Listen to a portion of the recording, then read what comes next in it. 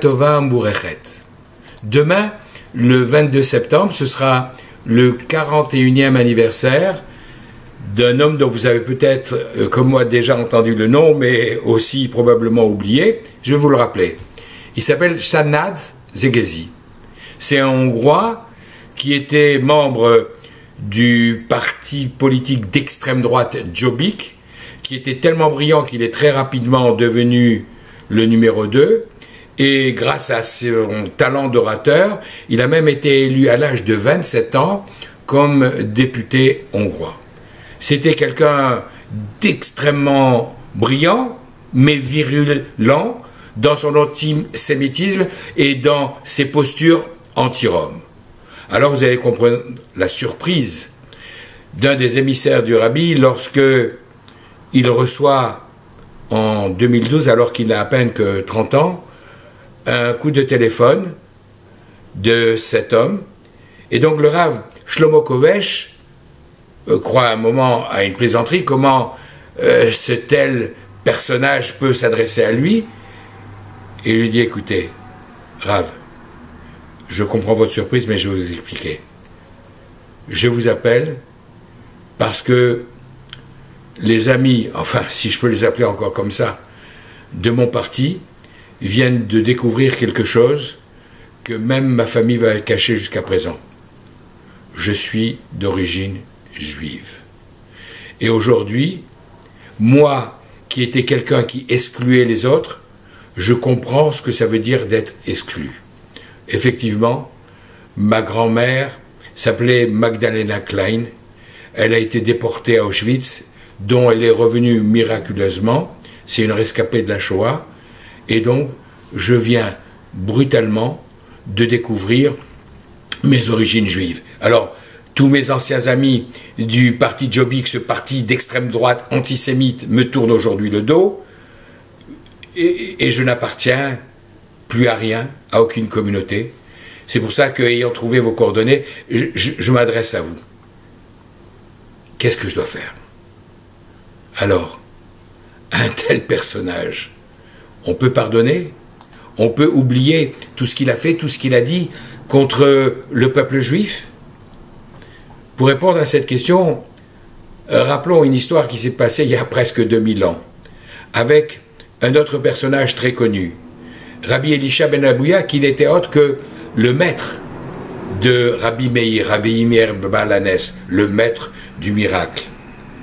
Et dans certaines circonstances que vous connaissez certainement, il a tout abandonné, tout rejeté. Si bien que Shabbat, il était à cheval à côté de son élève à qui il a demandé de s'arrêter parce qu'il a transgressé l'interdiction d'aller au-delà d'une certaine distance. Et son élève Rabbi Meir lui dit: mais maître, pourquoi vous ne faites pas teshuva? Pourquoi vous ne revenez pas vers la source du judaïsme? Et Elisha ben Abouya, qui était devenu différent de celui qu'il avait été, à tel point qu'il est surnommé dans la Gemara Acher, autre, parce que devenu autre, tellement différent, il lui a dit: écoute, j'ai tout rejeté, j'ai tout abandonné.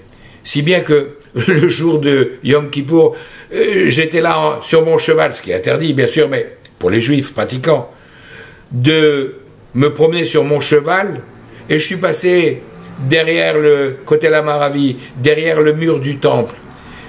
Et quand je suis passé, j'ai entendu une voix céleste dire: Shuvu banim shuvevum chutz me'acher. Vous, mes enfants rebelles, revenez vers votre père, en dehors de Acher. Et j'ai compris qu'on était en train de me dire que pour moi, les portes de la Teshuvah étaient fermées. Et que donc finalement, jusqu'au terme de ma vie, il fallait que je continue sur la nouvelle voie que j'avais choisie. Est-ce possible qu'à un tel grand maître, on puisse fermer les portes du repentir? Écoutez une troisième histoire qui va nous éclairer, encore plus ancienne. À l'époque du roi d'Israël qui s'appelait Ménaché, roi de Yehuda, mais roi du peuple juif, roi d'Israël dans sa globalité. Et Ménaché, qui n'était autre que le fils de Yecheskia, le roi Ézéchias, qui était lui tellement pieux qu'il aurait pu, nous disent les textes, devenir le Mashiach que nous attendons, lui, Ménaché, le fils de ce tzaddik, de ce juste, est devenu le plus grand des Réchaïm, à telle enseigne qu'il a fait sortir du temple l'autel pour le mettre à l'extérieur et le remplacer par une idole. Il a fait faire toutes sortes de sacrifices que vous pouvez imaginer. Il a interdit de pratiquer les mitzvot. Il a multiplié l'idolâtrie parmi le peuple, à telle enseigne qu'un jour, Akadosh Baruch Hu lui a envoyé son châtiment. L'armée d'Assyrie qui est venue conquérir Israël, qu'il a fait prisonnier, et pour le supplicier, on n'a rien trouvé de mieux que de le plonger dans un baril d'eau bouillante, et comme ça ne suffisait pas, on a vidé l'eau, on a fait des trous, et on l'a mis à griller sur un bûcher. Imaginez la sensation de brûlure avec les flammes qui commencent à le lécher. Et il commence à prier, bien sûr, toutes les fausses divinités vers lesquelles il s'était tourné. Il connaissait tous les noms de tous les dieux païens. Bien entendu, personne n'a bougé. Et à la fin, comprenant quelle avait été son erreur, après 22 ans de règne comme le plus grand des impies des rachats, il a à ce moment-là senti l'appel de Dieu et il s'est tourné vers lui en priant et en disant: mon Dieu, toi Dieu d'Israël, si tu acceptes mon repentir, si tu acceptes ma prière, alors je te promets de revenir vers toi, de corriger toutes les bêtises que j'ai faites et d'accomplir tous les commandements de ta sainte Torah. Sa prière était tellement sincère que immédiatement les anges sont venus bloquer les portes pour l'empêcher de monter jusqu'au trône céleste. On ne va pas le laisser se racheter comme ça aussi facilement. Mais Akadosh Baruch Hu, dans sa bonté, dans sa grande générosité et miséricorde, sous le trône céleste, il a creusé un tunnel qui a permis à la prière de Ménaché d'arriver jusqu'à lui. Il a exaucé et Ménaché a été sauvé de la terrible épreuve qu'il était en train de subir. Les Assyriens ont pu être chassés du pays et Ménaché a régné encore de nombreuses années sur le pays. Cette histoire fait penser également à un autre épisode qui s'est passé plus récemment, dans les dernières années. Un jour, là aussi, un homme d'un certain âge, à 80 ans, appelle un Rav et lui dit: écoutez, Rav, je voudrais vous parler. Je voudrais vous exposer ma demande. J'ai envie, avant de quitter ce monde, avant de rendre mon âme à Akadosh Baruch Hu, je voudrais à nouveau étudier la Torah. Et donc, comme j'ai des difficultés à me déplacer, si vous pouviez venir, par exemple, une fois par semaine chez moi, étudier avec moi, ça m'apporterait un réconfort extraordinaire.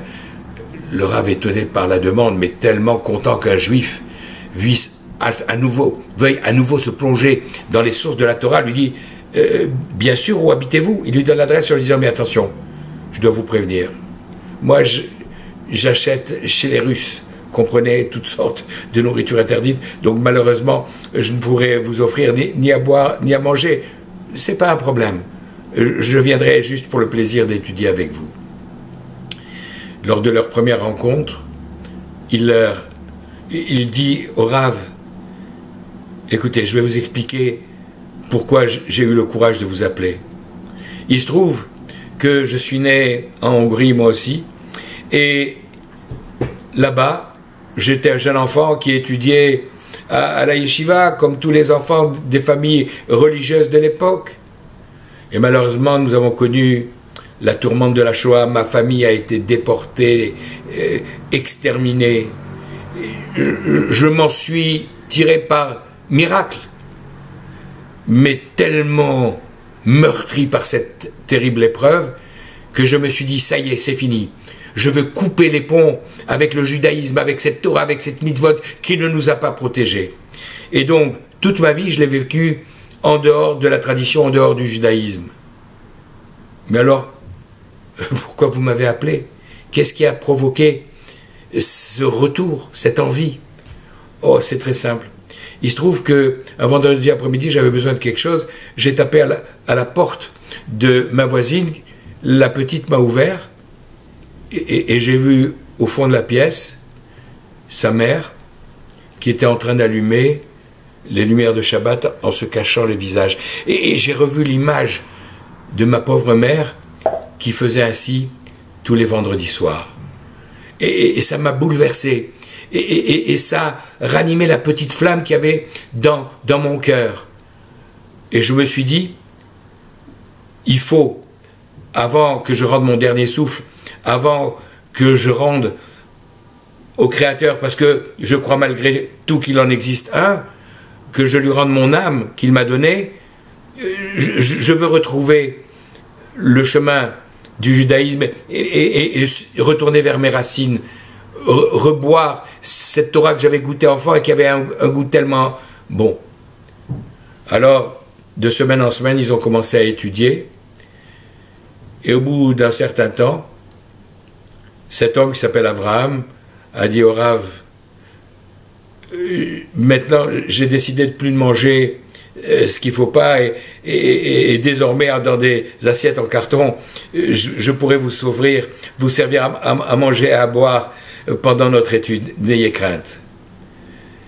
Quelque temps plus tard, il lui a annoncé qu'il allait respecter Shabbat et peu de temps après, il a demandé qu'on lui envoie une équipe pour cachériser toute sa vaisselle et faire en sorte que sa maison soit complètement cachère. Il y a quelques années, il y a 5-6 ans, cet homme Abraham a même offert un Sefer Torah, Leilui Nishmat, pour l'élévation de l'âme de ses parents disparus pendant la Shoah. Toujours est-il que ces différentes histoires nous montrent que quelle que soit l'attitude qu'on a pu avoir, même être le plus grand des antisémites, quelle que soit la manière tellement éloignée qu'on a pu être du judaïsme, comme Elisha qui a terminé sa vie en pleurant et en faisant teshuva, quand Rabbi Meir sur son lit de mort, le lit de mort de Elisha ben Aboual l'a supplié de faire teshuva, comme Ménaché, qui après 22 ans d'idolâtrie a retrouvé le bon chemin, ou notre Abraham, qui s'est réveillé en voyant une femme juive allumer des bougies, le Shabbat, il n'y a pas d'âge, il n'y a pas de situation, il n'y a pas d'époque, il n'y a pas de temps tellement long où on a été éloigné qui nous empêche de retourner vers Akadosh Baruch Hu.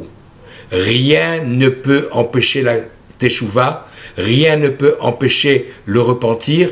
C'est cela la leçon de Yom Kippour. Pendant cette journée, nous allons justement essayer de faire notre bilan de conscience pour nous rapprocher de Akadosh Baruch Hu et retourner vers lui qui n'attend que cela. Permettez-moi, avant de conclure, de dédier ces paroles de Torah pour l'élévation de l'âme d'un ami, Jean-Benoît Picard, Baruch Ben Issachar, qui est tombé il y a 50 ans, le 3e jour de la guerre de Kippour, pour la défense de la terre d'Israël et du peuple d'Israël.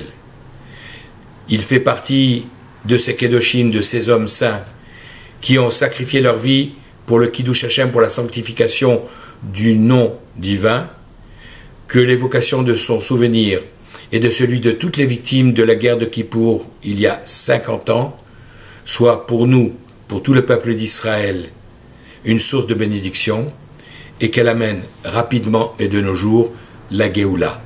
Khatima Tova à tous, une bonne signature dans tous les bons livres pour tous, qu'Akadosh Baruch Hu exauce nos prières et qu'il nous permette de retrouver son chemin quand nous allons chanter vers lui, Abinu Malkenu, nous nous rappelons que tu es notre maître, notre Père, notre Roi. Gmar Khatima Tova. Bonne signature à tous.